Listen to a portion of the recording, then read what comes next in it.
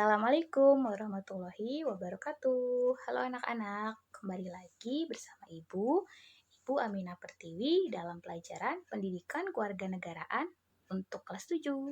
Apa kabar semuanya? Semoga sehat selalu dan tetap semangat mengikuti pembelajaran jarak jauh ya. Nah, di pertemuan sebelumnya Ibu sudah memberitahu kalian materi apa saja yang akan kita bahas. Terus di pertemuan sebelumnya juga Ibu sudah menyapa kalian nih ya melalui Google Meet, anak-anak 7A, B, C, dan D. Walaupun belum semuanya bisa bergabung, tapi tidak apa-apa. Nah, untuk pertemuan hari ini, Ibu akan menjelaskan materi melalui video ini. Jadi, disimak dengan baik ya. Ada yang tahu nggak nih kita akan bahas materi apa? Kalau kalian udah baca materi yang minggu kemarin, pasti pada tahu dong ya. Nah, nih di pertemuan hari ini kita akan bahas mengenai materi bab pertama ya, perumusan dan penetapan Pancasila sebagai dasar negara. Intinya kita akan membahas dan mempelajari mengenai Pancasila. Oke, sebelumnya nih, selamat atas keberhasilan kalian dalam menyelesaikan pendidikan di sekolah dasar ya. Sekarang sudah menjadi siswa tingkat SMP. Tingkatkan terus semangat belajar kalian untuk mengembangkan potensi diri. Semangat! Oke nih, tujuan pembelajarannya bisa kalian lihat dan baca sendiri ya nak. Ada beberapa poin tujuan pembelajaran dari bab pertama ini. Oke, kita masuk ke materi. Materinya mengenai Pancasila sebagai dasar negara. Nah, Pancasila sebagai dasar negara ini merupakan hasil perjuangan dari para pendiri negara atau biasa disebut dengan Founding Father. Siapa sih Founding Father itu atau pendiri negara? Nah, di bab ini akan kita bahas. Di slide ini juga kalian bisa lihat lambang dari negara kita ya, Garuda Pancasila, serta makna dari butir-butir Pancasila. Lambangnya, makna dan lambang dari butir-butir Pancasila. Bisa kalian lihat ya nak. Oke, sekarang pertanyaannya adalah, apa sih pengertian Pancasila? Oke, kita akan bahas nih. Pancasila, jadi Pancasila itu berasal dari bahasa Sanskerta. Nah, panca yang artinya 5 dan sila artinya sendi, asas ataupun dasar. Jadi kalau digabungkan jadi 5 sendi atau 5 dasar. Paham ya? Pancasila jadi artinya panca 5, sendi, asas ataupun dasar. Jadi 5 dasar. Nah, kemudian istilah Pancasila ini dalam kehidupan kenegaraan pertama kali itu dikenalkan oleh Insinyur Soekarno dalam sidang BPUPKI pada tanggal 1 Juni tahun 1945. Karena itu juga setiap tanggal 1 Juni itu diperingati sebagai hari lahirnya Pancasila. Nah, menurut Insinyur Soekarno, Pancasila adalah isi jiwa bangsa yang turun-temurun. Pancasila juga bukan hanya falsafah negara, tapi lebih luas lagi, yaitu falsafah bangsa Indonesia. Falsafah itu apa sih, Bu? Nah, falsafah itu pandangan hidup. Jadi, pandangan hidup bangsa Indonesia itu ya Pancasila, seperti itu. Kemudian Muhammad Yamin juga menjelaskan bahwa Pancasila berasal dari kata panca yang berarti 5 dan sila yang berarti sendi, asas ataupun dasar, atau peraturan tingkah laku yang penting dan baik. Sama ya kayak yang tadi dijelaskan. Nah, tadi udah paham tuh Pancasila itu apa pengertiannya. Sekarang dasar negara, karena materinya kan Pancasila sebagai dasar negara. Nah, pengertian dasar negara nih. Dasar negara adalah landasan kehidupan bernegara, atau juga artinya pedoman hidup bernegara yang mencakup cita, tujuan, dan norma-norma negara. Kemudian dasar negara juga adalah mengatur penyelenggaraan negara. Nah, sekarang jadi artinya apa nih Bu? Kok banyak? Nah, gampangnya, mudahnya untuk kalian pahami, dasar negara adalah suatu dasar untuk mengatur penyelenggaraan negara. Pahamnya gitu aja. Jadi, suatu dasar untuk mengatur penyelenggaraan negara. Oke, paham ya? Kita lanjut nih kalau pada paham.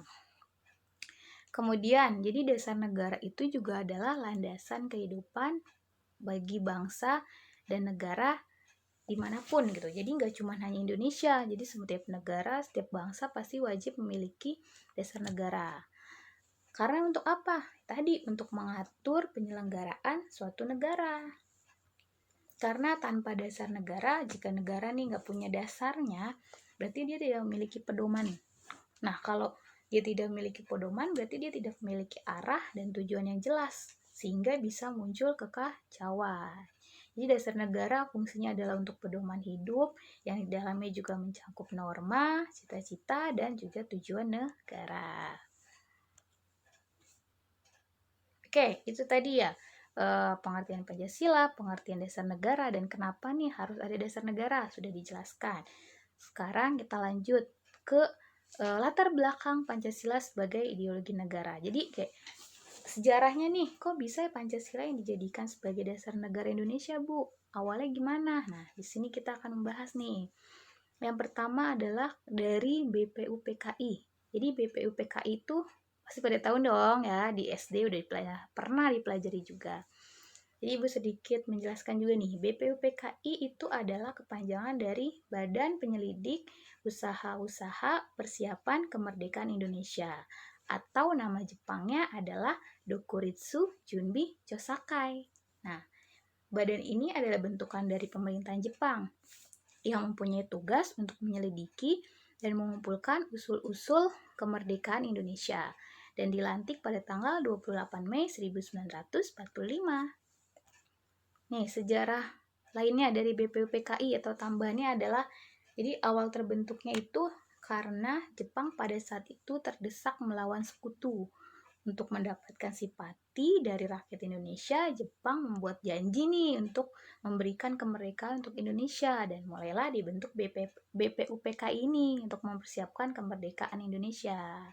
Jadi awalnya karena itu ya kenapa ada munculnya BPUPKI. Oke, BPUPKI ketuanya, kita akan bahas mengenai ketuanya. Ketuanya ada Dr. Rajiman Wediodiningrat dan wakil ketua Ichibang Ase. Nah, untuk kalian ketahui nih, Ichibang Ase adalah orang Jepang ya yang bertugas untuk mengawasi BPUPKI ini. Ya karena tadi badan ini bentukan Jepang, walaupun tugasnya untuk menyelidiki kemerdekaan Indonesia, tapi tetap dipantau nih sama pihak Jepang. Nah, kemudian BPUPKI melakukan sidang pertama pada tanggal 29 Mei sampai 1 Juni 1945. Membahas apa? Membahas tentang rumusan dasar negara Indonesia. Walaupun meskipun saat itu belum ada kesepakatan. Jadi intinya kalau ada pertanyaan, sidang pertama BPUPKI itu apa? Apa aja isinya? Yaitu membahas tentang rumusan dasar negara Indonesia.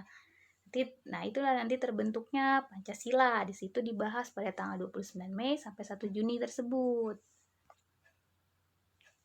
Nah, ini pendiri negara dan perannya dalam merumuskan dasar negara. Seperti tadi yang Ibu udah jelaskan ya, Pancasila sebagai dasar negara ini merupakan hasil dari pendiri negara. Nah, pendiri negara tersebut siapa saja? Nah, ini ada pertama, Mr. Muhammad Yamin. Beliau menyampaikan pendapat mengenai dasar negara itu pada tanggal 29 Mei 1945. Isinya ada peri kebangsaan sampai kesejahteraan rakyat. Kemudian yang kedua ada Profesor Dr. Supomo. Dia menyampaikan pendapatnya mengenai dasar negara pada tanggal 31 Mei 1945. Usulan dia adalah persatuan, kekeluargaan, dan keadilan rakyat. Kemudian Insinyur Soekarno tanggal 1 Juni 1945. Ia juga menyampaikan usulan dari beliau. Ada 5 poin juga ya, bisa kalian lihat dan baca juga ya. Jadi untuk mengingatnya nih, pendiri negara yang mengusulkan dasar negara, kalian ingatnya itu aja, kata SMS. SMS apa tuh Bu? SMS ada Soekarno, Muhammad Yamin, dan Supomo, atau mungkin bisa dibalik ya, Supomo, Muhammad Yamin, dan Soekarno. Nah, ini tadi ya, di tanggal 1 Juni Presiden Soekarno menyampaikan usulannya, dan kemudian ia memperkenalkan tuh tadi istilah Pancasila tadi yang udah dibahas di awal. Dan maka dari itu setiap tanggal 1 Juni akhirnya diperingati sebagai hari lahirnya Pancasila, karena dianggap pertama kali diperkenalkan oleh Insinyur Soekarno. Nah, kemudian di bawah pimpinan Soekarno dibentuklah panitia kecil dengan tugas menampung saran dan usul dari para anggota. Kemudian pada tanggal 22 Juni, panitia kecil mengadakan pertemuan dengan anggota BPUPKI. Hasilnya itu ditampung, kemudian panitia kecil ini berjumlah 9 orang, makanya disebut dengan panitia 9. Akhirnya panitia 9 ini berhasil merumuskan maksud dan tujuan pembentukan dari negara Indonesia. Hasil rumusan panitia 9 itu diterima dan ditandatangani oleh Muhammad Yamin, kemudian diberi nama Jakarta Charter ataupun Piagam Jakarta. Pasti udah pernah dengar juga nih ya. Oke, selanjutnya. Nah, siapa saja anggota panitia 9? Oke, ini akan jadi tugas kalian. Coba kalian cari di internet ataupun di materi yang sudah Ibu cantumkan di CBT. Siapa saja anggota panitia 9? Kalian tuliskan di buku tulis. Nah, nanti setelah kalian tulis di buku tulis, Ibu juga akan memberikan link nih. Linknya itu link Google Form ya. Di dalamnya nanti ada soalnya sama mengenai siapa anggota panitia 9. Kalian tulis di sana dan dikirim melalui Google Form tersebut. Tapi kalian juga tetap harus punya catatannya di buku tulis ya, biar bisa dipelajari juga.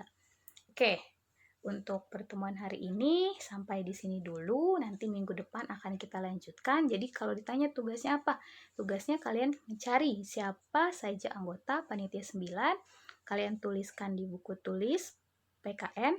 Nanti Ibu juga akan mengirimkan link atau mencantumkan link Google Form untuk kalian tulis kembali tuh yang panitia 9 itu siapa saja. Kalian tulis dan kirim. Jadi Ibu bisa mengecek siapa saja yang sudah mengirimkan. Oke.